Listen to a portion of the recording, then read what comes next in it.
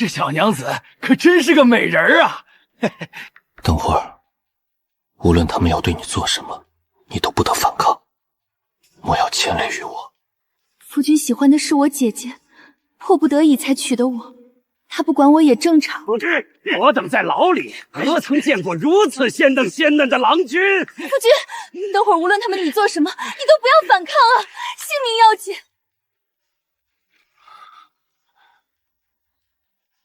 夫人，公子恐怕以后都不能有子嗣了。邹氏，要不是因为陪你回门，我的玉儿也不会落在山贼手里，也不会被毁了身子。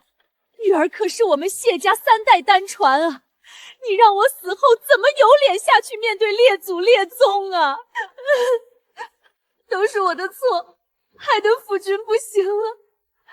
要不你休了我吧，要不然我不知道怎么弥补我犯下的错误了。不行，邹雪茹，要不是因为你，我怎么会废？你想拍拍屁股走人，门儿都没有。娘，我绝不休妻。对，没错，你别想离开我们谢家，你得伺候我的玉儿一辈子，守一辈子活寡。他们真的，我哭死，他们根本就不知道我这个庶女出嫁之前在邹家过的都是什么日子。进了谢家，我好歹是少夫人，还不用伺候夫君，比被休回去强多了。思及此，我喜极而泣。我一定好好伺候相公，一辈子给谢家当牛做马。我是个3从4德的女人，出嫁之前，姨娘总是烦恼我性子软弱木讷，不懂得怎么讨好夫君。伯母是个寡妇，总喜欢刁难我，夜里不让我睡觉，把红豆和绿豆混在一起，让我跪着挑，挑完了早上煮绿豆粥和红豆年糕给夫君吃，日日如此，夜夜如此，这太有生活了。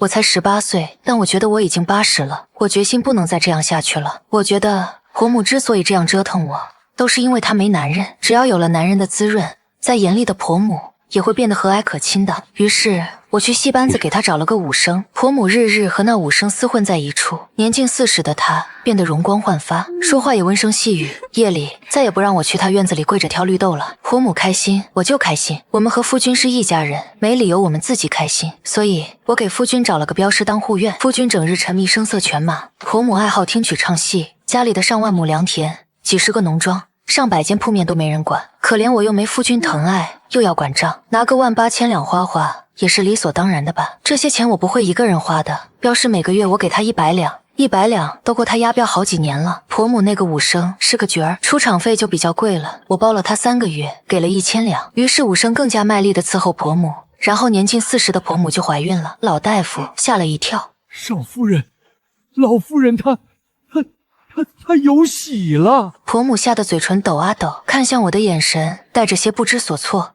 胡说，婆母守寡近20年，怎么可能有喜呢？您看看，是不是胃重气？人岁数大了，就爱得个肠胃病。少夫人说的对，是老府老眼昏花了。老夫人得的就是胃胀气。师傅，依徒儿看，老夫人的病状不似胃胀气。我是师傅，还是你是师傅？这孩子净胡说，看惹你师父生气了吧？走，跟姐姐走，姐姐给你拿果子吃。这孩子不能留啊！常言道，救人一命胜造7级浮屠。虽然婆母肚子里的孩子是个野种，但到底是一条性命啊！如今夫君不行了，我生不出孩子，这孩子就是我们谢家唯一的后了。管他是不是公公的孩子，我必须保下他。弟弟，姐姐求你个事儿。你想让我把老夫人的堕胎药给换掉？你怎么这么聪明？哼，刚才是谁说我胡说八道？是我，小弟弟，我也是为了我婆母的身体着想呀。你看她都这个岁数了，要是强行服用打胎药，说不定会血尽而亡。谢家就只剩下我夫君和我婆母了，我可不能让我婆母出事啊！只要你答应帮我，你要什么我都给你买。姐姐，你真是一个心地善良的女人。我长大了，娶媳妇儿就要娶你这样的。这孩子又胡说了。于是我们就把婆母的打胎药换成了安胎药。婆母服用了2个月，肚子里的孩子非但没掉下来，还显怀了，然后被夫君发现了。夫君的脸色变得非常难看，我知道他是嫉妒婆母能怀孩子，他不能。夫君，不要生婆母的气，婆母也是为咱们谢家着想啊。你也知道，你我不能有孩子，100年之后，这谢家的家业该由谁继承呢？现在好了，婆母有了孩子，论血缘最是亲近。等婆母生了，咱偷偷的抱过来，说是咱们生的，可好？这样，咱们有了子嗣，婆母也可将小叔子当孙儿疼，不用骨肉分离。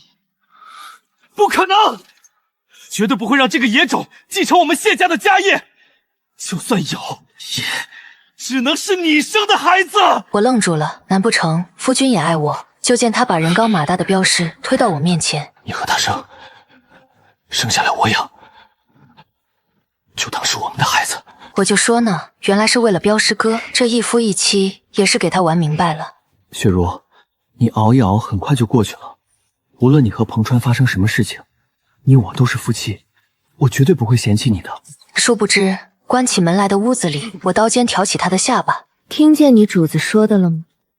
夫人，小的不敢。小的这条命是夫人救的，要不是当初夫人慷慨解囊，我老娘早就病死了。小的卖身契还在夫人手里，绝对不敢玷污夫人的清白。那他要是问起来，大少爷要是问起来，小的……你就说咱们就什么都做了，可惜没怀上，这可真是一件令人难过的事情。夫人，小的比你夫君如何？夫人别睡呀，这样可怀不上孩子。夫君在门外守候一夜，煎熬一夜。你这个阴妇，我看你昨晚分明快乐得很。昨天才知道夫君的快乐，不知道夫君能否忍痛割爱，那真是太让人遗憾了。我再也不会让你碰他一个手指头。癸水结束后，夫君再次让我和镖师同房。可恶，这个女人是不是故意的？这都几回了，怎么还没有怀上？虽然我和夫君没有孩子，但是婆母的孩子要出生了。从查出来她怀孕开始，我就下令封锁了她的院子，除了贴身伺候的人，没人知道她怀孕了。至于那个武生，3个月期满，我就放他回去唱戏了。婆母这几个月都是卧床安胎，只是依旧非常看不惯我。邹雪音，都是因为你，若不是你，我怎会年近40，还要受这怀孕生产之苦？婆婆这是说的哪里话？难不成是儿媳让你守不住寡，去投人的吗？再说了，世上哪个女子不生孩子？年近40生孩子怎么了？夫君和彭护言想生，还生不出来呢。婆婆，你听我解释，夫君和彭护柔不是你想的那样。你是不是故意的？身为女子，连自己的夫君都看不住，我们谢家娶你有什么用？婆婆，这近1年来，谢家的内宅和产业全是儿媳在打理的呀，收益比之往年增加了3倍呢。假以时日，儿媳有信心可以做到10倍增长。婆母和夫君整日只知道玩乐，哪里知道儿媳操持家业的辛苦？什么？3倍？那又怎么样？你害得我儿无后，做这些都是你应该做的。你这辈子就是给我们谢家当牛做马的命。婆婆，你说的是，不孝有三，无后为大。没有儿子的女人，就是5根的浮萍。还请婆婆为儿媳诞下一子。婆婆也不想咱们谢家偌大的家业无子嗣继承，便宜了庞拜吧。婆婆放心，儿媳一定会将这个儿子当做自己亲生骨肉一般对待的。我的肚子好痛，我要生了！快去请大夫，我要有儿子了！不是早就服了堕胎药吗？怎会如此？我和小药童互视一眼，都看见了彼此眼中的尴尬。清河，你背着老夫做了什么？老大夫息怒，是我让他把老夫人的堕胎药换成安胎药的。你们2个！快准备热水、剪刀。早就备下了。来人，快取百年老山参切成片，给婆婆压在舌根底下。婆婆，你现在千万不要喊，省着点力气，关键时候再喊。快，再多烧点热水，把剪子和布都放在水里煮开了。我忙得团团转，好似我才是婆婆肚子里孩子的亲爹。我真的很爱婆婆和她肚子里未出生的小叔子。我带着满院子的人忙活了一天，终于在天快亮的时候，婆婆生了。老大夫激动地抱着孩子出来。少夫人，老夫人生了，是不是儿子？快给我抱抱。然而在揭开襁褓的瞬间，我愣住了，我脸上的表情瞬间冷了下来。怎么是个丫头片子？少夫人，老夫已经尽力了。生男生女，不是我们当大夫的能掌控的呀。我冷静了一下，长叹了口气，伸手戳了戳怀中婴儿的腮帮子。也对，此事怪不得你们。不知婆婆的身子如何，还能不能……少夫人，老夫人年事已高，强行生下这胎，已是在鬼门关前走了一遭。如今伤及根本，往后都不能再有孕了。那很遗憾了，交给奶娘好生照看。小姑子年幼，不可让她一出生便没了母亲。正说着话，夫君找来了。邹雪茹，你好大的胆子，竟敢一夜不归！夫君，你快来看啊，婆婆给咱们生了个妹妹。你说是什么？婆婆生了，快把小姐抱过来，让大少爷好好看看她妹妹。这是我妹妹。我有妹妹了，我有妹妹了。我从小就想要个妹妹，要是我和彭郎也能有自己的孩子就好了。说罢，她充满怨念地看着我。婆婆岁数大了，没有精力照顾孩子，不如咱们把这孩子抱回去养，就说是我们生的。不可能，我不会让这个野种上我们谢家的族谱的。你明日去一趟城外法华寺，把孩子丢在路边再抱回来，就说是咱们捡的。玉儿，你不守妇道，败坏谢家门风，念在你是我生母，家丑不可外扬，即日起闭门思过，等出了月子就搬进家庙带发修行，余生都不得出。玉儿，我可是你亲娘，你不能这么对我。就是，都是偷汉子。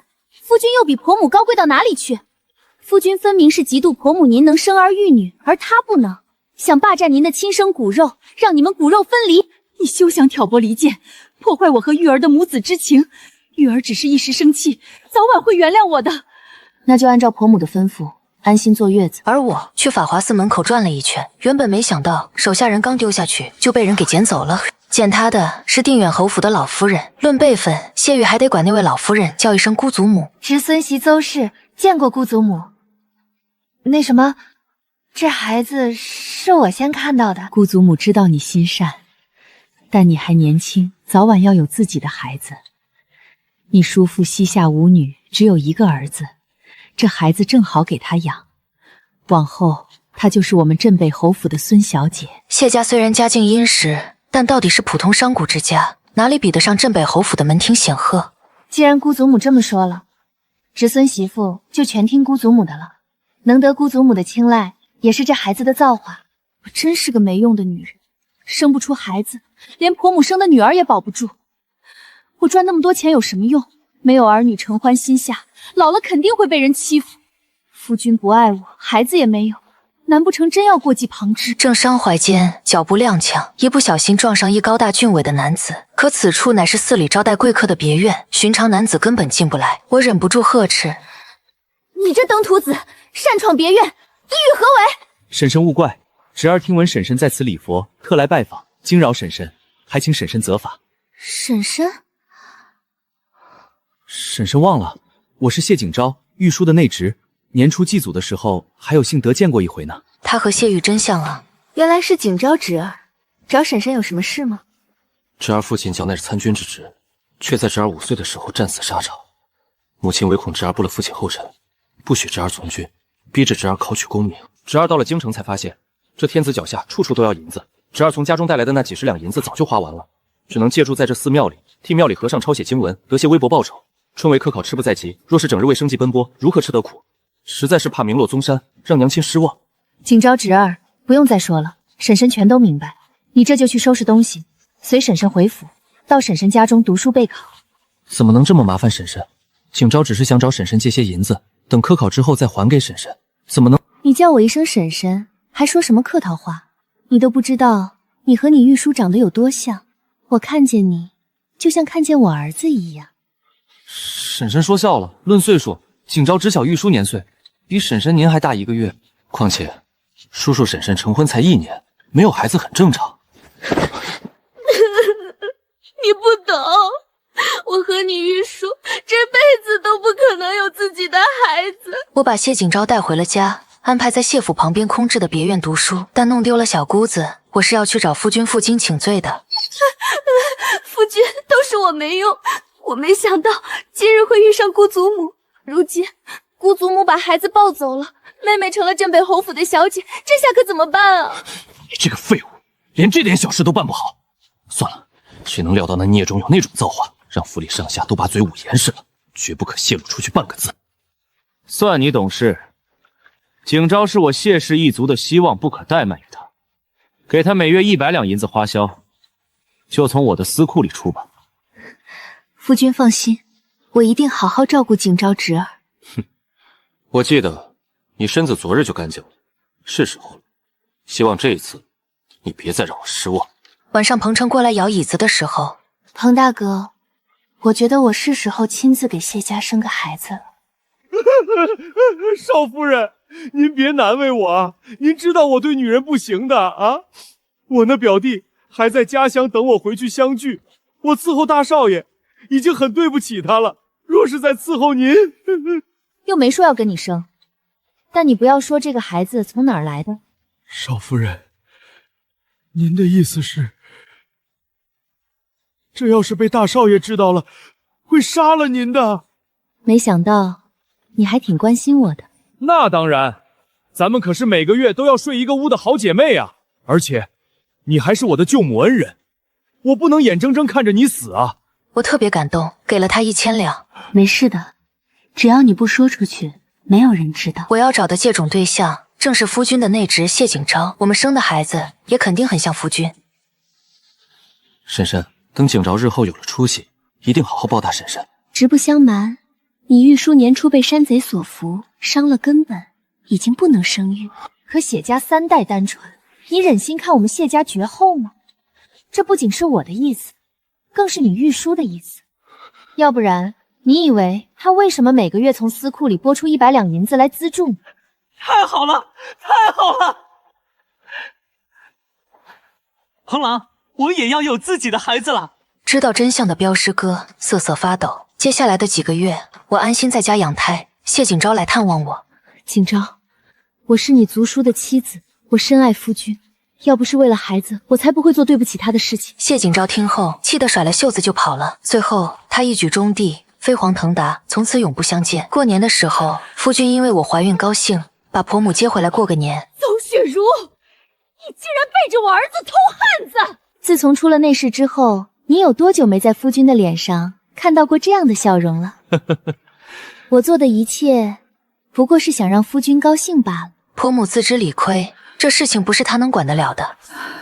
明日随我拜见你姑祖母，看看我那可怜的女儿怎么样了。转眼就到了科举放榜之日，谢景昭不负所望，在金銮殿上被钦点为探花郎。谢景昭入朝为官，刚开始在翰林院，他说没什么银子，照旧住在谢家别院。后来我生下儿子，他仗着自己探花郎出身，非要给我儿子起名字。大名就叫谢云奇，小名豆豆。我儿子，凭什么他起名字？我怕夫君看出来什么，连忙道：驾八龙之婉婉兮，载云奇之未辞。侄儿不愧是探花郎，就是有文化。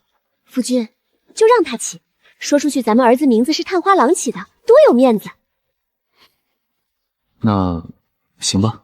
谢景昭这个人官运很好，不到3年混到了兵部的郎官，以他的俸禄早就能搬出去住了。但他不但不搬出去住，还拒绝婚配，在我们家一住就是10年。夫君见他没有搬走的意思，也觉得人多热闹，人就变得非常和蔼慈善了。我也得益于谢景昭的权势，把生意做大做强。我们一家有钱又有权，过得非常快乐。常居寺庙的婆母因此非常嫉妒，竟然在我和夫君带孩子去看他的时候，勾结当年的山贼，把我们全都绑架了。邹雪茹，你把我害成这样，凭什么过好日子？你这孩子根本不是我儿亲生的。娘，说点大家不知道的。我当年被伤及根本，早就不能有孕。雪茹是为了咱们这个家，才做出如此大的牺牲。不怕告诉你，这孩子是她和彭程所生。你这个糊涂蛋，你仔细看看，这孩子长得像谁？我养大的，自然像我。不对，像谢景昭、邹雪茹，你骗我！夫君息怒，谢景昭虽是旁支，但好歹是跟你同宗同族。咱们的儿子是要继承谢家家业的，怎么能落入外姓血脉之手？更何况谢景昭如今官拜尚书令，位高权重，咱们儿子有这样的生父，将来出将入相，前途无量啊！有道理啊，还是娘子深谋远虑。儿子，你就这么算了？他给你戴绿帽子，你不追究了？反正我又不能生，是跟彭程生，还是跟谢景昭生有什么关系？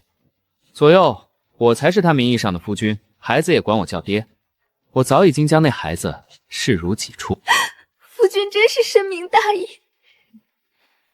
你以为当初你们在回门之日被山贼绑架，是谁指使的？邹雪茹，难道你……是我让山贼绑架咱们的。我只不过是想美救英雄，让夫君对我心存感激，增进我们的夫妻感情，不要把我休回家罢了。没想到夫君如此狠心，事情出了岔子。可是你扪心自问，这么多年对你怎么样？我没有照顾你吗？我没有弥补你吗？